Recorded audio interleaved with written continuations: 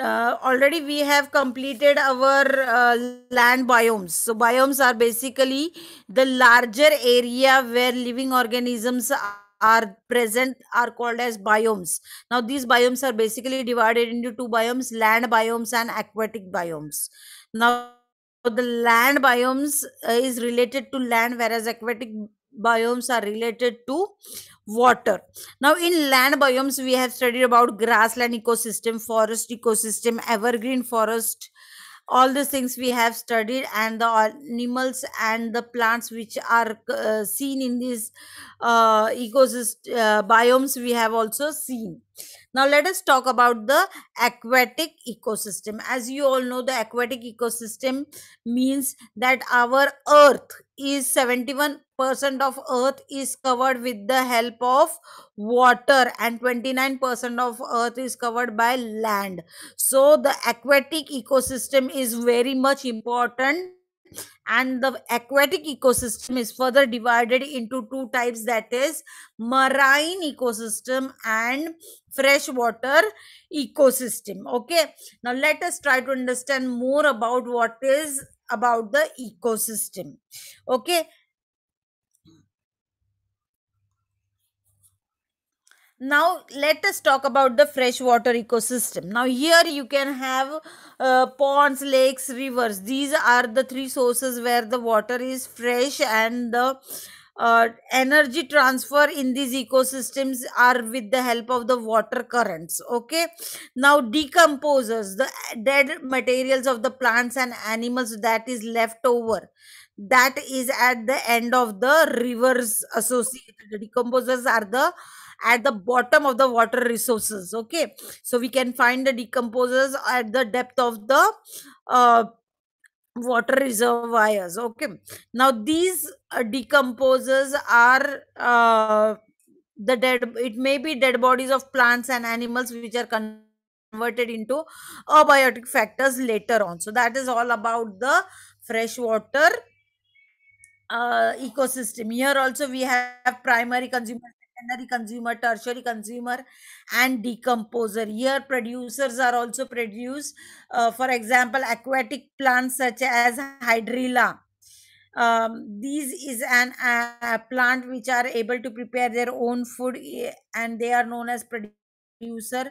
On this aquatic plant, some primary consumers are depending. For example, aquatic insects which are known as snails and annelids. Then on this aquatic insect, some secondary consumers are depending. For example, small fishes or frogs. Then small fishes and frogs are eaten by the large fishes or crocodiles. Okay, so these are the tertiary consumers. And when the organisms are dead, that time plants or animals are dead, that they are decomposed by the decomposers. Now, who are decomposer? Microorganisms are the decomposer. Now, what is the work of the microorganisms? They decompose the dead material of the plants and of the animals, and they decompose it. So that is the work of the decomposers.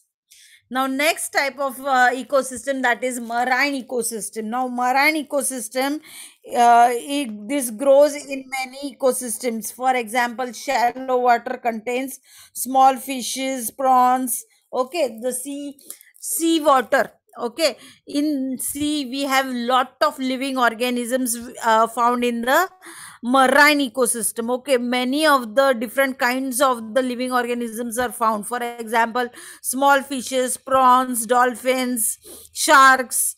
Then we have many other animals also, octopus. All these are organisms which are found in the marine ecosystem. Now here large fishes are the secondary consumers in the ocean. As you all know that ocean is having large amount of nutrients. So we many of the people are preferring to eat seafood because seafoods are very much nutrients, having lot of nutrients. So the ocean animals are used as a food nutrition also. Okay, then there are also decomposers which are decomposed by the bacteria. So dead bodies of the plants plants and animals, those are decomposed with the help of the bacterias. Okay, so this is about the aquatic ecosystem. Now let us talk about the diminished ecosystem due to the human interference. Now, as you all know, students, that many human activities are going on day by day, and they are diminishing our ecosystem, they are harming our ecosystem. Okay, for example, mining, cutting down the trees, as you all know, as due to the increasing population of our country, the most of the ecosystem has been converted into many buildings, industries has been come in the place of the ecosystem. So this, we human beings are responsible for the diminishment of the ecosystem. So the transformation of ecosystem from one species to another is existing. Okay, what happens? So one, as you all have studied in this lesson, that the many ecosystems are conserved, and they are depending on each other for food. For example, primary producer, consumer, decomposer, all this is a cycle of biotic and abiotic factors. So this cycle or the components in the ecosystem, those are harm due to the human interference. So human interference has um, affected the ecosystem in a major manner.